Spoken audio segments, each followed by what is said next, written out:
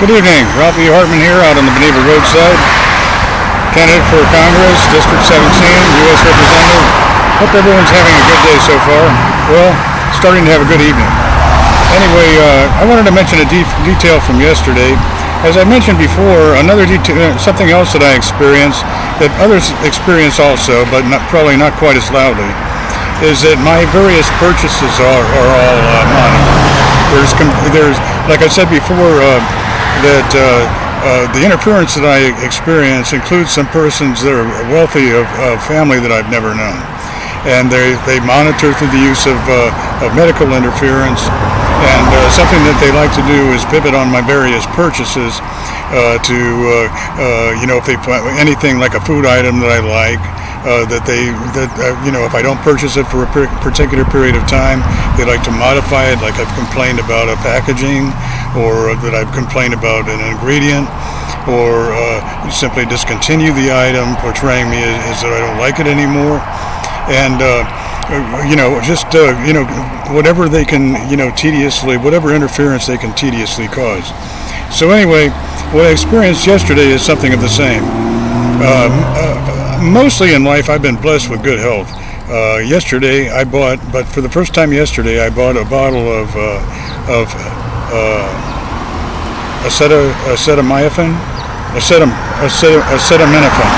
pain reliever for the first time. Well, a while later, I don't know, it was a few hours later, there was really a couple of guys, I don't know who they are, that participate in the harassment. They're actually portraying themselves as being panicky, really fretful about it. I don't know why, but really seriously, they sounded really absolutely fretful, panicky that I had purchased the particular product.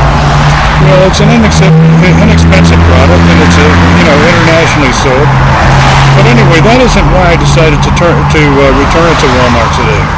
I went back to Walmart and I got a refund on the $1.98 product, not because of the men acting panicky about it, but because after taking one tablet, when I read some of the details, it says that if you while using the drug, that you could suffer really severe liver damage. Well, at the same time, they're saying don't use the product for any more than 10 days consecutively. So there's someone saying that despite all kinds of lab testing through many years, that if I had used the acetaminophen product during a period of just 10 days while having any drinks at night, they specified 3 or more drinks at night, that you could have a severe liver damage problem. So anyway, to me that's unacceptable risk. But anyway, what they don't say, that's just part of, I'm not bad-mouthing the particular product, but the particular warning. They don't specify any test cases, how they arrive at the warning, what constitutes, what the basis of the warning is. And what I'm thinking about doing is putting together a little bit of a research to change some rules pertaining to warning labels. It's true. If it's true that somebody could suffer severe liver damage, the people need to be warned. I'm not arguing about that. But what they need to do is specify the likelihood. What are the odds? If one person out of 100 might experience liver damage, or out of 1,000 or 10,000, what are the odds about it? Because the wording of a lot of warnings is kind of like the same company being forced to tell you something to be sure to make you not want to purchase their product. I've noticed that on television advertising also, for various drugs, that they portray, use a reasonably nice-looking advertisement, people, smiling and everything, but then at the end of the ad, there's fast-talking, mentioning of any like maybe every conceivable possible side effect, and I think it's good for the people to be warned about any real possibilities, but I think that there should be a change to require by law a certain test case, like the company uses the particular drug to maybe 1,000 persons. 1,000 persons that say what they're having for their meals at the same time, and use a constant to check the people, the same persons, the same routine, check for actual side effects. If 1 person out of 1,000 experiences something, that's acceptable risk. But if 100 or 500 or 800 or whatever, something has to be canceled. So what we need to do is be aware of the possibility of this, but also be fair that what is when they say the possibility of severe liver damage, what do they mean exactly?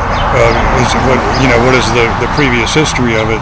And is it a matter of if there's chronic use or use within just 10 days or overdose use or whatever? So anyway, I just thought I'd mention that.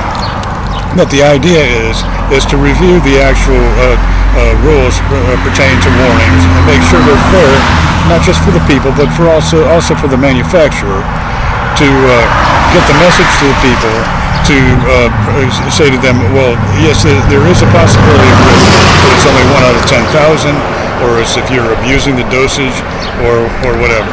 Because the people need to have medicines that they can trust. There has to be, there's a trust involved. Every time you're using something that's taken internally, that you're trusting in the expertise and the integrity of others. So anyway, I thought I'd mention that. I went ahead and kept an ibuprofen, also the first item that I'd ever purchased.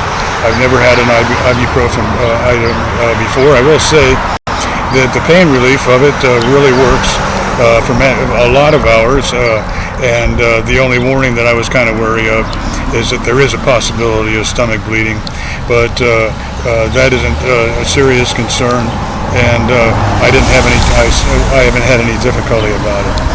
So anyway, healthcare is an important issue, and I'm always for everyone that needs anyone who needs care should always receive, and whether they've got money or they don't. So that isn't an argument, but another argument that I will be addressing is the belief that there are many concerns and unnecessary treatments, people being given treatments that they don't really need, et cetera, et cetera, et cetera. But I don't have any specific information about anything like that right now, so I'm just going to conclude this. So anyway, in case somebody had heard some kind of rumoring, I'm telling you the truth. As I was riding a bus today, a woman in a car looked at me irritatedly saying, excuse me, I didn't see a man who was about ready to jog past. Looked to me irritatedly saying, accusing that me returning $1.98 bottle got international attention that was causing them to maybe lose their factory. So, I'm always for being fair instead.